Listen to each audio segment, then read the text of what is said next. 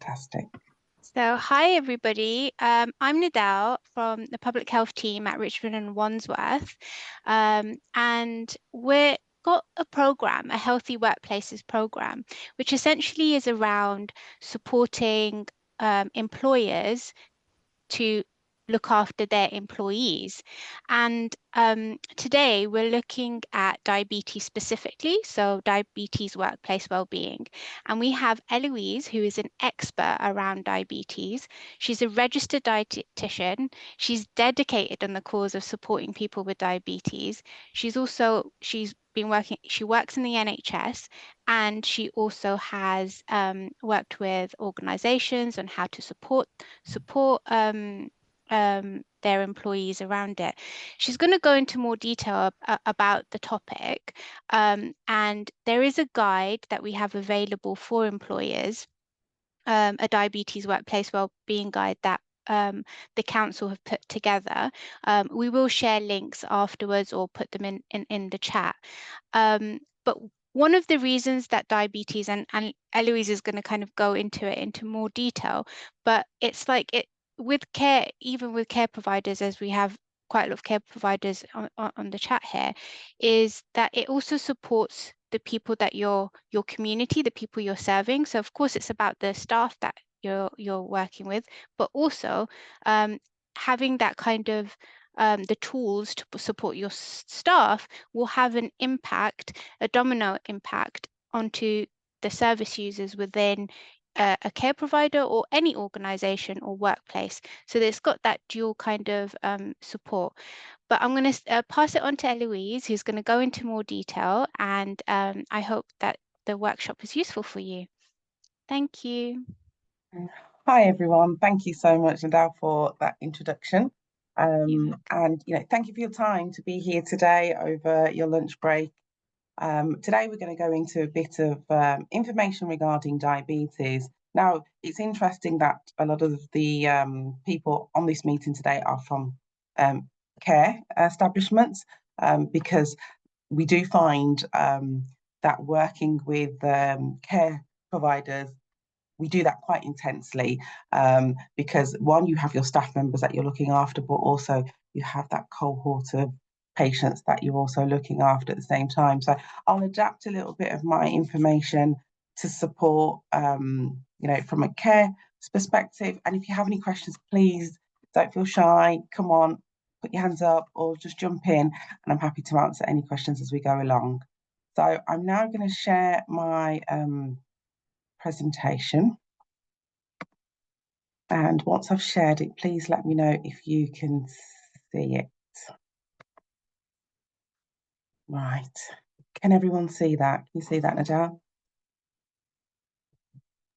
I can, and I was going to say as well, if you'd like, I'm happy to facilitate questions. So if you'd rather put it in the chat, I'm happy to kind of put my hand up and help facilitate that too. Yeah, fantastic. So let me just, I'm not going to be able to see anybody. I know everyone's camera's off anyway. So Nadal, just let me know if there's any raised hands or anything of that nature. Will do. So, as I've said, my name's Eloise Simpson. I'm a registered dietitian, but my speciality is in diabetes. I've been working diabetes for over 10 years now, and it's an area of interest, but also an area of passion, because diabetes affects so many people, and it's not just the person itself; it's everyone that's attached to that person as well. So it could be family, it could be friends, it could be work colleagues, it could be your employer. So yeah, today's presentation is based off the Richmond Council Diabetes Wellness Guide. I've used that as the basis, but I'm happy to kind of go off script and support in any way if anyone's got any questions. So right.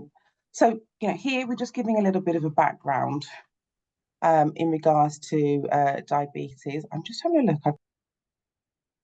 Oh, got a lot of bars there. Yeah, there you go. They've gone. So, why have we put together this presentation today? Why are we delivering this presentation? And as you can see, by 2030, it's estimated that 1 in 10 people will be living, could have diabetes. And diabetes it's especially type 2 diabetes. If you focus on type 2 diabetes, it's becoming so much more prevalent, and sadly, it's becoming a burden in regards to a financial burden in regards to the NHS.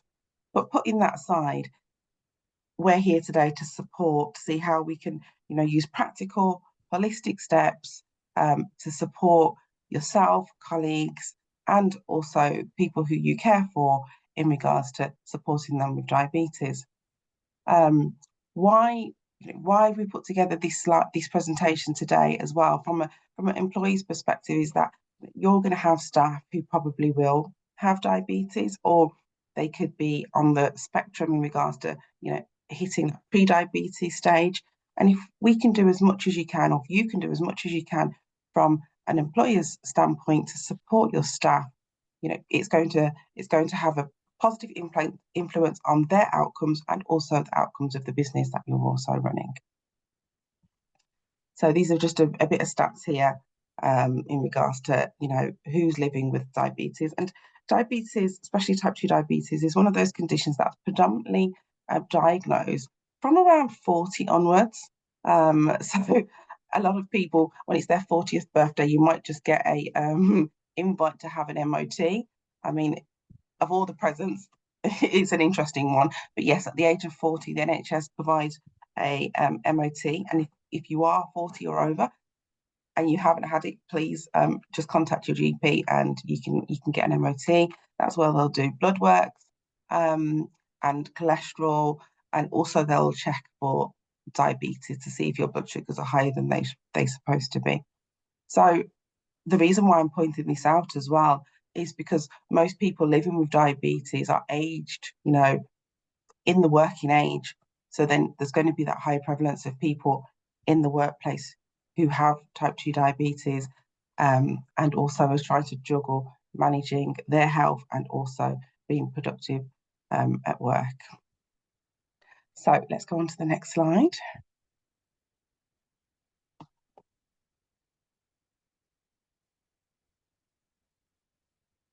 So here, we're talking about diabetes, but really, I would say, does anyone understand what diabetes is? It's one of those conditions that we hear so much about. We hear it in the news, we hear it, maybe family and friends talking about it, but do we understand what diabetes is? And at this point, I wanted to create some breakout rooms, and I think we have 5 people on the call. So, Adele, I'm not too sure if you want to just do it as a whole. Let's do it as a whole, I think. Let's Yeah, just do it as a group. Yeah. could do it as a whole, yeah. And you want to just introduce ourselves, your name and your role and anything else you may want to share. And then we can just talk about, what you already know about diabetes. And no knowledge is too small and no knowledge is too vast. So, just share anything that you feel comfortable with. It could be an experience, personal experience, professional experience, friends, family, or whatever you like. So let me see how I can facilitate this now. So if I stop sharing, yeah? Yeah, that's a good idea. And I was going to suggest I can help if people prefer putting things in the chat. I can read them out Yeah, without kind of sharing names, and you can keep it anonymous if that is. Oh yeah, we've got some. Emma says she's from Care Support based in Essex. fantastic. Yeah. And you're a registered manager. Have you had any experience around the diabetes and supporting staff? Has that something that's come up within your organization before?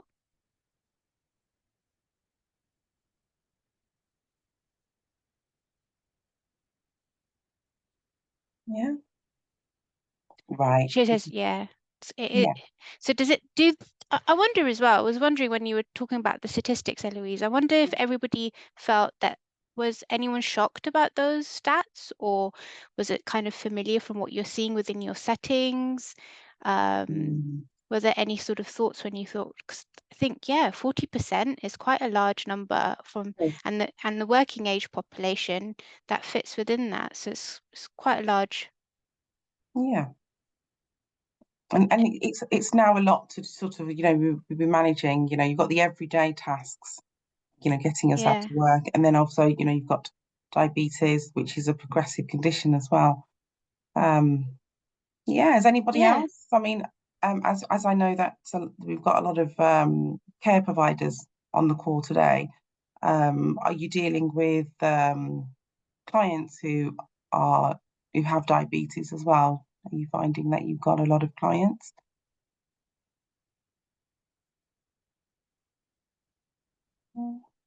Nothing in the chat at the moment. No? Yeah, Yes, surface users also. yeah. Yeah. Okay, so Okay. it's on both spectrums there, isn't it, really? Yeah. And you'd also care for them very differently, because your staff members would have, as we're going to go on in the presentation, different requirements than your service users that you support. Okay, I have got a little video. I think it's just a few minutes. What explains diabetes, and I always think it's a really good idea to have that foundation of what the condition is before we start building on top of that.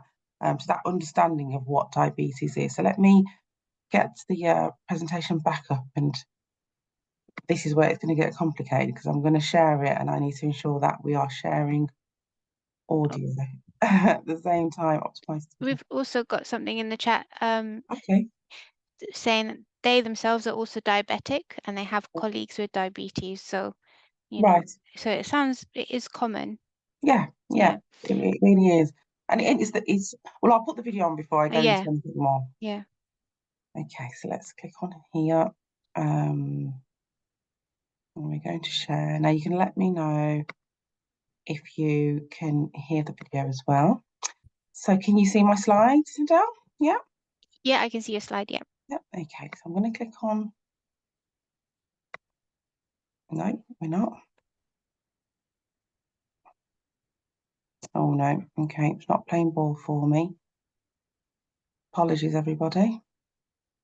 That's okay. I'll stop sharing again. Okay, we've got something, another thing in the chat about her mum having diabetes and other family members, and she's noticing more and more friends and family members who have pre-diabetes. Right, okay, Yeah. yes.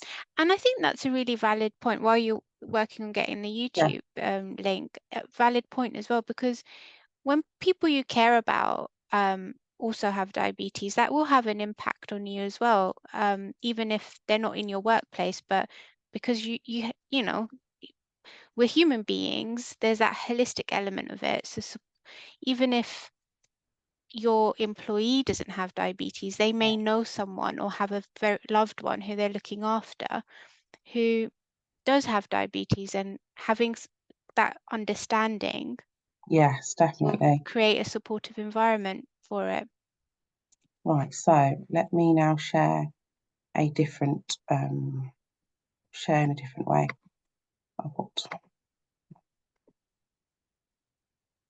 Okay, so I'm going to share it here. So this is a video you can access yourself. Can you see the video? Yep. Yep. And can you hear it? I couldn't know. I don't know if I missed hearing it. Okay, let's try one more time. No, I can't hear it.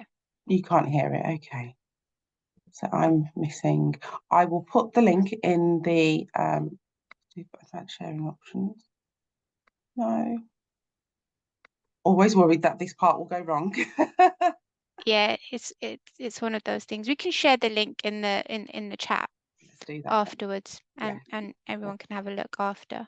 Okay, so it is just some basic information regarding what diabetes is. Okay, and I'll go back to my presentation. Can you see that? Can you see my presentation? Not yet. No, not for me. Yeah.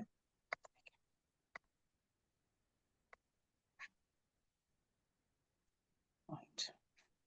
Lovely. Right. And then let's put it in sharing my presentation mode. Yep, I can see it, but I can see it as a PowerPoint. I think Yeah, better now? that's better. Yeah, yeah. Lovely. Okay, so this is the next slide. But before we go into the next slide, I'm just going to give a quick basis of what the video was going to explain. So we encapsulate diabetes as one word. However, diabetes comes in many, many forms. Typically in the general population, we're referring to type 2 diabetes. The predominant amount of people who have diabetes is type 2. And this is the condition that we can support and improve from diet, lifestyle. But there are also factors that we can't change. So you can't change the aging process, you can't change your ethnicity, you can't change your genetics. So that, there's parts of it that you can influence, and there's also parts of it that you can't influence.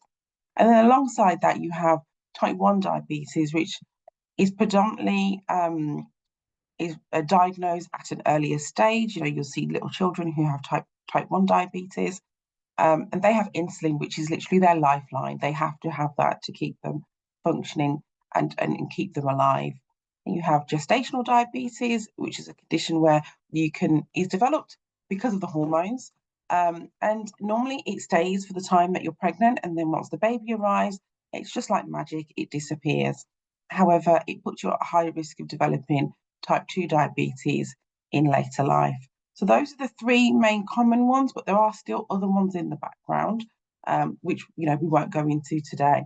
So I'm going to make an assumption that a lot of the diabetes that we're talking about in this presentation, and also what people have spoken about in the chat, is type 2 diabetes, but there's that consideration that you might have staff members who have type 1 diabetes, and their requirements are, or their support may differ slightly from someone who has type 1, because for example, if they have a hypo, their blood sugars come down really quickly, that needs to be looked after immediately, and that may they'll have to stop what they're doing to look after that.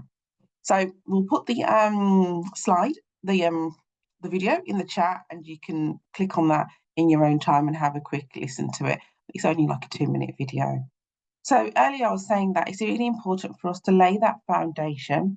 If you were building a house, as they say, you lay the foundation. The foundation needs to be strong before you're going to build the walls and the roof.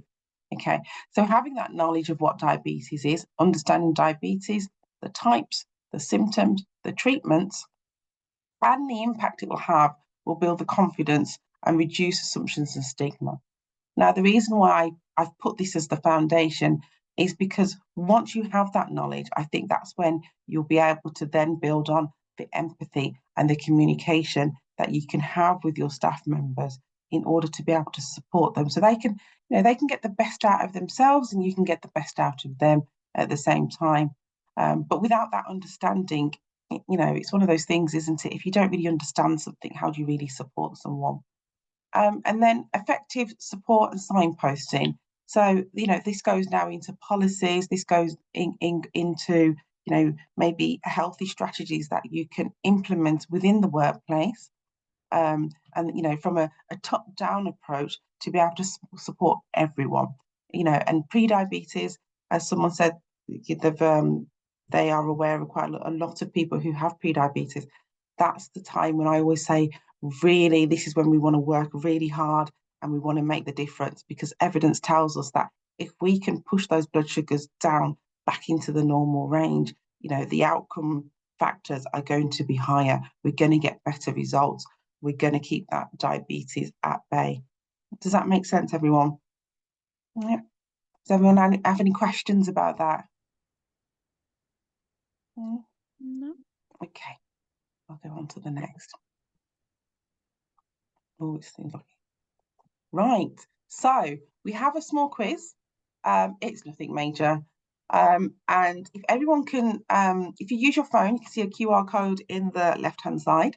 And if you join the quiz, and what this is doing, it's here to help us, to get us thinking. It's not difficult. It's just 4 questions, just to get those juices flowing, get you to start really thinking about diabetes. So if you scan that QR code, or if you go to Slido in your browser, then you can just put in the code at the bottom, and then it'll allow you to join.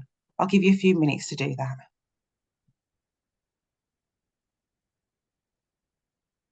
you. Amazing. You can use like pseudonames if you prefer not putting your names in. It's not like Eloise said, it's not like a Yeah. Adele, let me know when I should go on to the next slide, 'cause I can only we've got see the yeah, presentation. we've only got 3 people I think who've joined in. Should Yeah. we give Sharon and Valentine a minute?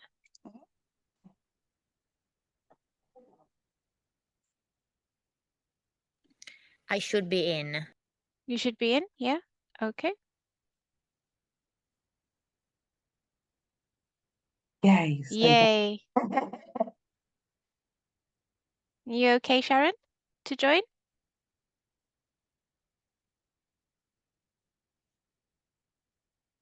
Yeah. I've got a message from Sharon. Maybe we can start. Yeah. Okay. Fantastic. So let's go on to the next slide. So here it says, what is one of the most important first steps in supporting a colleague with diabetes?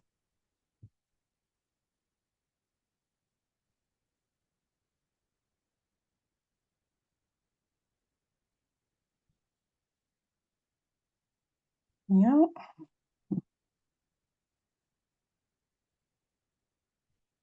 I've given 30 seconds for every question, just so you can have the time. Lovely. Okay. Yeah. So understanding the basics of the condition. So that's going back to the slide that we were talking about. Once you have that understanding, it's really gonna, your information is going to be backed with evidence rather than just sort of Auntie so and so told me that this is what we should do. Well done, everyone. Okay. Okay. So which of the following is not a helpful way to support diabetes prevention in the workplace?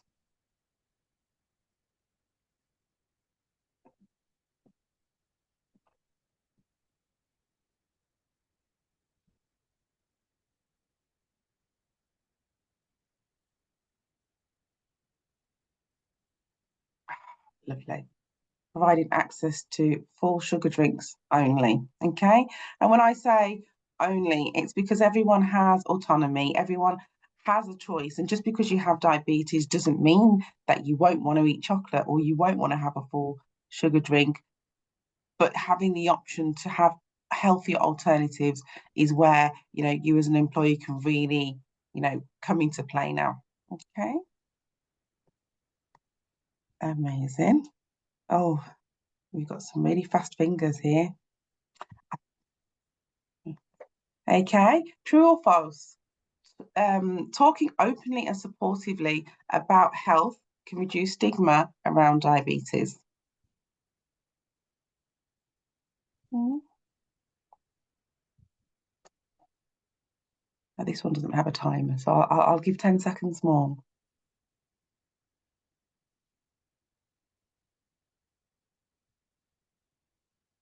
Amazing. Yeah.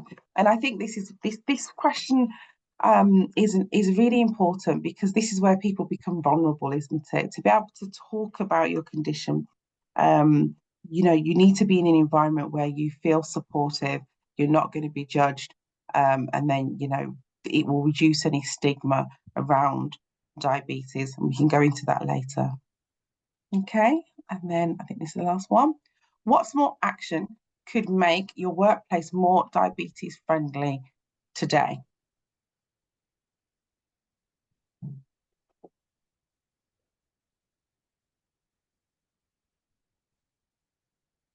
The first one always makes me laugh.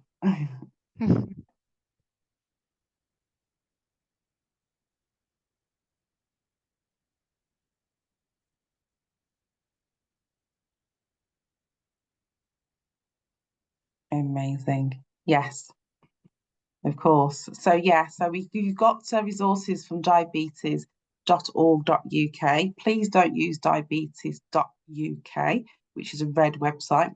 We want you to use the registered charity. But also the diabetes toolkit has now been launched. Did you say today, Adele? I'm not sure if it was today, but it's available. I'll put it in the, available now. yeah. Yeah, when I was putting it together, it wasn't theirs because I was going to put that as the answer. Okay, right. I think this is the last one. What's one way you could advocate for diabetes awareness moving forward?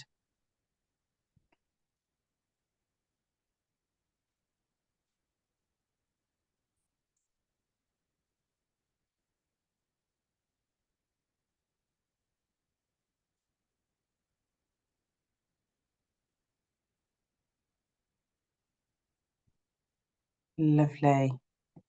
Yeah, so all of the above, starting a conversation, suggest a healthy lunch options, bringing guest speakers to speak about health and well-being.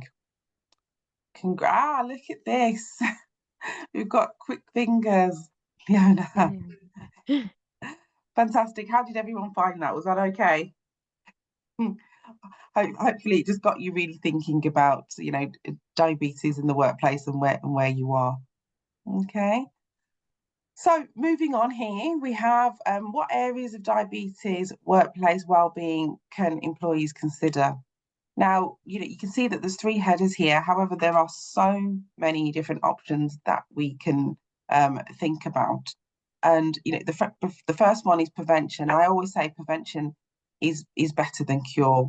So if you're trying to cultivate a workplace where everyone is active, everyone is supportive, and that could be you have a lunch club or bear with me, a cake club. Okay. And what these things do, it generates conversations. Yeah. So it could be sharing of recipes, alternatives, and just your experience of, diabetes and also keeping well and healthy. Okay. And prevention isn't just about what we're eating and drinking. Prevention is also to do with that mindset, your mental health, your well-being. Yep. So prevention is really, really, really important. I would say it's probably one of the most important aspects of today's talk, really. So it says around 30 million people are at risk of developing type 2 diabetes in the UK. And there are so many people who have diabetes and are walking around and don't know they have diabetes because it's a type of condition that a lot of people are diagnosed and they feel absolutely fine. They've gone to their GP, they've been told that their blood sugars are higher than needed, and they now need to start on a medication. They think, well, why? I feel absolutely fine, because it's a slow and progressive condition. Okay. However, many cases of type 2 diabetes can be delayed or even prevented by lifestyle changes, including diet, physical activity, and also weight management. Okay. So then also we're now moving into living with diabetes. So if you've got a team and some do have diabetes, they're amongst us all and they're living with diabetes, and how can you support them to positively live with diabetes? And that could be, we're coming up to Diabetes Prevention Week, and then you have Diabetes Week, and we could use these health promotion events to create a healthy and well-being. It could be a notice board where you download information from diabetes.org, or you can sign up and you can receive things in the post and put something together. If you have someone in the workplace who can be like a diabetes advocate for your company, again, that can support everyone else that are there within the team.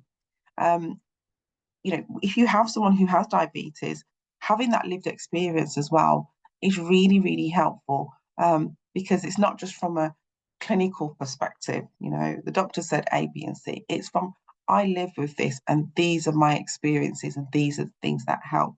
So having that open and honest conversation really helps as well.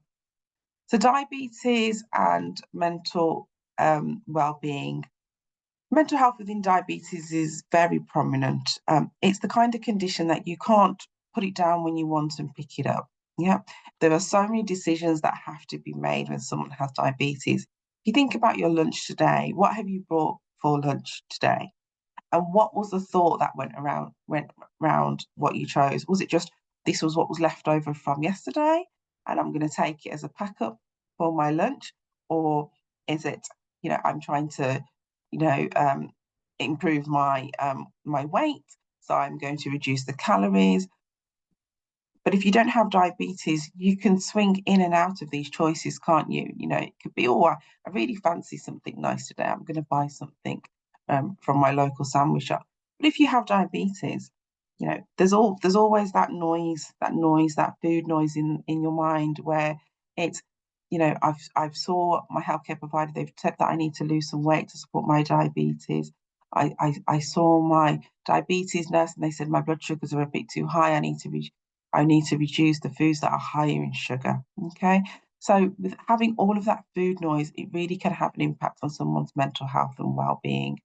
And it's really important that we are aware of that, because, then there's that ability of fear and anxiety to start building. So having facilities or support to be able to signpost your employees to will be really, really helpful.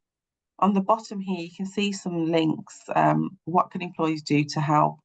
Nadal will share this full guide, and the links will be clickable, and you can go in and have a look and have a read of them and see if there's anything that you want to implement to support your team. That makes sense? Everyone okay with that? Yeah, thanks, Eloise. Mm-hmm. On the mental well-being, I had a question. Yeah. Does the fluctuation of the glucose also contribute to, like, I was thinking, like with anxiety, how sometimes you get like, palpitations or Yeah. like things like that. So could the sort of like, if you're not kind of stable, having your Yeah. glucose level Yeah. stable, can that contribute to that feeling too? It can, because if someone has type 2 diabetes and they're on medication, and say their blood sugars they're elevated, they're higher than their doctor or their consultant wants it to be, they may then change their medication. And when you change someone's medication, that um, can come with stomach upset and issues with the gut. It could be that they don't feel their normal self. They feel tired or lethargic because it takes time to get into the system and for things to then settle. And we all know what it feels like when you're having a day when you just don't feel yourself. Yeah. And then you've also Yeah. it becomes a bit of a layered approach. Not one thing is directly linked to this is the reason why someone has mental well-being issues when it comes to diabetes. It's all a knock-on effect. It all affects in different ways. That constant decision making on what can I eat. You think about when you're at work and maybe someone's brought a cake in. If you've got diabetes, that conversation that you've probably had with yourself before you've chosen to have it or not to have it, it can become tiresome, and it can really become wearing on someone. Yeah. Does that Thanks. answer your question? Yeah. It does. Yeah. Thank you. So we've got here actions organisations can take. So as I said, we've got Diabetes Prevention Week this week, and diabetes.org.uk is a fantastic charity, and they put so much work and effort into providing resources for staff. They've got a booklet dedicated for employers for their staff members. Again, happy to share that at the end of the presentation. But also, it could just be practical steps, in regards to healthy recipes, how to be a little bit more active, how to achieve 8K steps or 10K steps. So using the, where it says participate, using the health promotion events, again, just brings that influx, brings that excitement around, the condition, and raises the awareness. And I would say definitely lean into those. And if you don't have a wellbeing notice board or information pack, try and introduce that. It could be in your kitchen, your staff room, where you've just got some information there and people could look at them at leisure. Because sometimes it's just that small nugget of information that can change somebody's outcomes. I'll give you an example of a small nugget. So if you've now had your lunch, you're feeling well satisfied, you may have had some sandwiches, a crisp, and also a drink. And if you wanted to, you topped it off with a small chocolate bar. A lot of that food that I've just mentioned there is carbohydrates, and then once it's digested, it's going to convert to sugar. And when someone has diabetes, where the issue lies is that sugar enters into the bloodstream, and it's very difficult for the body to bring that glucose down. So the little tip that I'm going to leave you with is, it could be that you suggest to your staff members to try and do a 15-minute walk after their lunch. Now, it could just be round the block, it could be to another office and back. But the science behind that, it means that that's now going to reduce their blood sugar levels. Yeah, it's going to support them. It removes some of that brain fog. Don't know if anyone's ever had like a large meal and you feel like, you open your jeans and you think, oh, I could just do with a sleep. Again, that's attached to that blood sugar elevation. But if you don't have diabetes, your body will bring it down. Okay, and then encourage your staff to do the NHS health checks.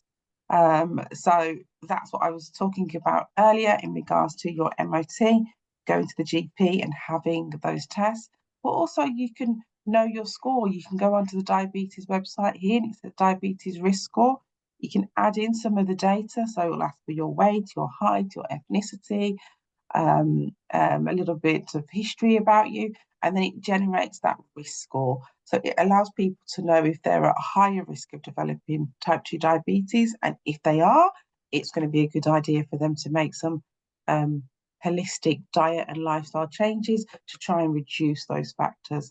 As I said before, there's some things that people can't change, but there are so much things that we can change. And then depending if your organisation has one or not, it could be using your intranet, your newsletter, it could be your screensavers, where again, when you have maybe the health promotion weeks, diabetes prevention week, diabetes week, where you've put something together, it could just be some healthy tips for people to support people who are navigating preventing diabetes or having diabetes. And if you're struggling with this part, I'm more than happy to help you along the way to, design something that's going to support and be evidence-based, because that's really important. With diabetes, if you was to go to Google now and say, what shall I eat with diabetes? All sorts of things is going to come up. Keto, cucumber juice, all sorts of weird and wonderful things. But we want to ensure that all the advice that you are giving to your staff members is evidence-based. And I think that's really, really important. Okay. Any questions? Are we good for time as well? Okay, yeah, we are. Yeah. Thanks, Eloise. Yeah, lovely. So providing healthy foods and drinks. Now I can't see anyone here, but I'm going to ask, do you provide any drinks, any snacks? Does anyone, or lunch, does anyone provide things like that for their staff members? I know there's in the care sector, sometimes they can have meals from the kitchen. Does anyone do anything of that nature? Yes, so we do offer sometimes we always have like soups in the fridge, and we do also have packs of lentils crisps, the one low calorie, Yes. of course, like the baked ones. Oh, amazing. Okay, that's really good. And I think it's really nice when, that your employer provides you with food and drinks, because again, that Yeah. reduces some of that food noise. And if you're doing it from a perspective of thinking about, okay, how healthy is this food or drink that we are providing for our staff members? So I really, really like that. Thanks. Yeah. So what I find in the care sector as well is that a lot of the time, food can be designed for the service users, which of course that is important. But a lot of that food could be fortified, or it could be full fats, so it could be the blue top milk, because a lot of the service users need to ensure that they're maintaining their weight. But as a consequence, if possible, also considering your employees and your staff in regards to, do they need that same milk? Do they need the food that are higher in calories, or can we portion some of that out and ensure that some of it is a little bit healthier? And I sort of say healthier with my little rabbit fingers going, because both versions are healthy and they're there for a cause. You know, if something is fuller in fat, it's there to support people who need to maintain their weight or increase their weight. But if you've got staff members who do not need to do that, considering adapting it for them, which I know is a little bit of extra work, but in the long run, you know, a healthy team is only going to provide better outcomes. Okay. So yeah, providing that. And then also if you know, have water facilities at work, or provide fruit or snacks, you know, or it could be that, you know, you do other things like you sign up to the cycle to work schemes, you know, or provide staff with gym memberships of some sort. You know, you can do the trivial benefits from a HMRC perspective, you know, where you have an incentive where you could support people to, you know, get maybe a gym pass to support them along the way. Here you've got the Richmond Cycling Active Travel. Again, that's if people want to get themselves a bike and then they want to cycle to work. However, if we do have people who already have been told that they have pre-diabetes, Healthier You is a NHS prevention program. It's used all over the country. I'm millions of miles away from you, and we still use it in the trust that I work in. And it's something that I always say, please, please, please sign up to and use it. You know, it's a few hours of your time, but once you've done the course, you know, again, back to that pyramid method that I spoke about earlier, that foundation has now been laid and you've got that evidence-based knowledge. Okay. And then if someone's diabetes is driven from a weight perspective, you have the digital weight management program. You can self-refer to this. And again, you can use it. It's normally a 12-week program where you get support. Yes, it's online, but you know, some support is better than no support.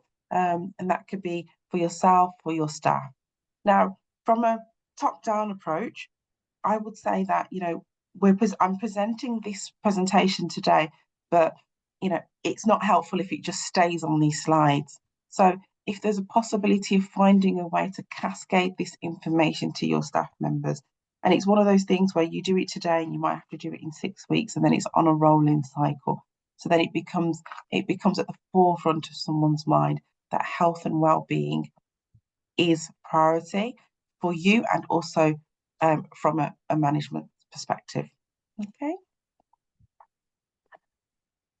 So we also have here other helpful signposting aspects. So we've got the Diabetes UK virtual events.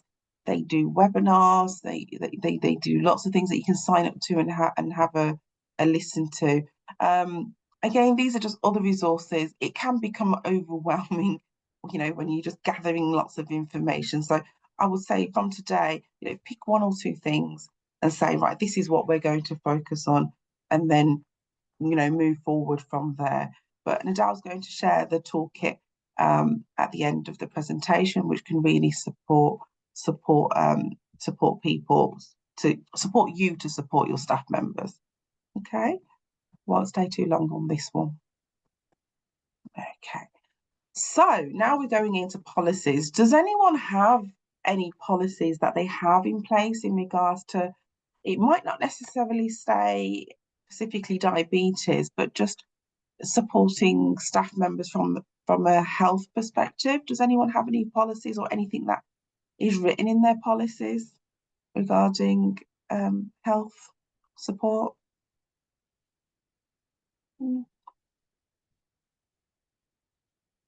No? Okay. And the reason why I say that is when someone has diabetes, they have, it is, how do I put this?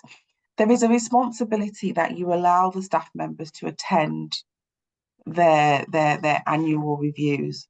So if someone has type 2 diabetes, they need to have their eyes checked every year. They need to have their feet checked, okay? And then they also need to, you know, go for their, typically it could be every 6 months, but it could be just a review of their blood sugar levels, which is called a HbA1c. And one thing that I do find working in the NHS is that a lot of the time, especially men, yeah, they miss these appointments because they say they can't get time off work. So, if you're doing appraisals and you can have a conversation about it, it could be that you bring this conversation up where you sort of talk about their annual review, and it could be that it's tied into maybe the start of their shift, or it could be they are at end of their shift.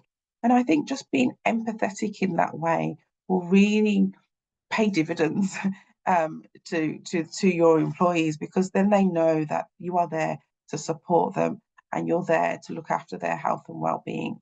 I understand that you couldn't have all your staff members out at work all at once, because then you wouldn't be able to run your business. But just having that little scope where you understand what is required of someone that has diabetes and how you can support them along the way. Okay. So again, when Nadal shares this guide, these links will be clickable.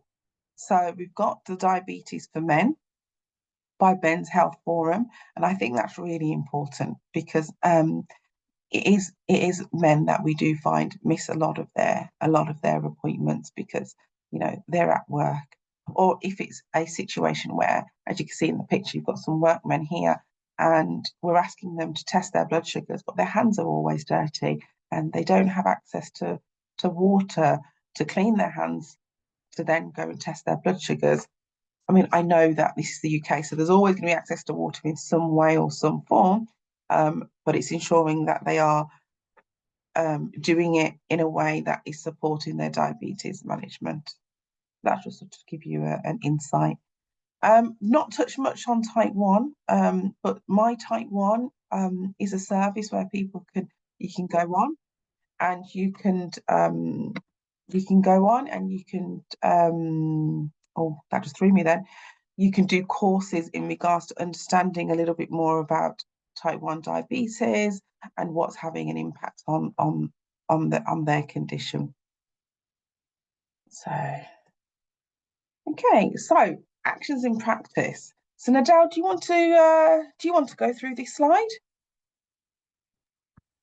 I think you did really well, with all the examples. Okay. I think it'd be good if they can look back at this when through the guide and the link. Definitely. And then maybe we can take questions at the end. Just Yeah, mindful.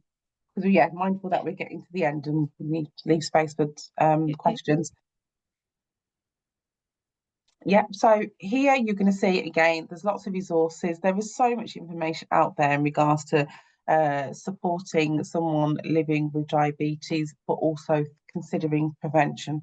I would say don't get overwhelmed with all this information, because now I'm signposting you to so many links. Just focus on one or two things. Once you leave today's presentation, just think of one or two things that you think you could now improve on. Yeah, so it could be access to healthier foods. It could be leaning into those health promotions. So Diabetes Prevention Week, Diabetes Week, World Diabetes Week, and creating some information packs, creating a screensaver for your laptops or your computers, whatever works for you. Your staff members much better than I do, but anything that's going to support them along the way. Okay, I don't know if I touched on it, but also seeing if anybody wants to be a diabetes ambassador at your workplace as well. They could take this role on where they're doing all the liaising and finding the information. This could just be something that will, be a little extra nudge under their belt. Diabetes UK do train staff as well. It's free. So that's maybe something that you may be interested in, or if they're interested in, again, you could put them forward for that. Okay, but we will share this, and again, you can have a good read over it and see what works for you. So we're coming to the end, and just wanted you to this is a time for you to reflect and have a think about all the things that I've spoken about, because, you know, when you do go to presentations, there's a lot of information that's sort of, you know, thrown at you. And if there's something that you could pledge today, if there's an action that you could take today in regards to improving and promoting diabetes awareness and well-being at your workplace, what would it be? So again, if you join the Slido, and you could just, if you want to, or it might be something that you choose to think about in deeper depth. But if you do, you could just share your ideas. Your ideas might support somebody else as well. So just give you a minute or so to log on and see if there's anything that you want to share.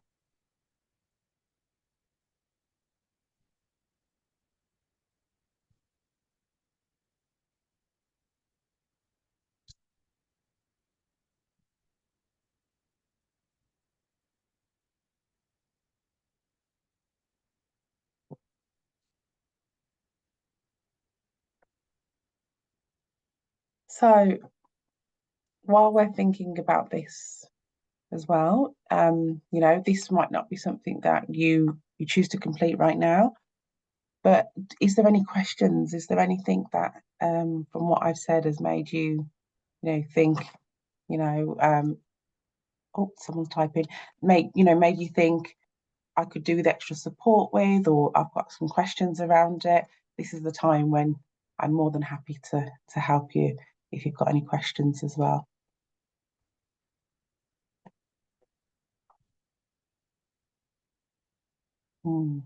Yeah, Promote Diabetes Prevention Week. It's a great starting point. Thanks, Valentina. Yeah. Thank Yeah. you. You're welcome.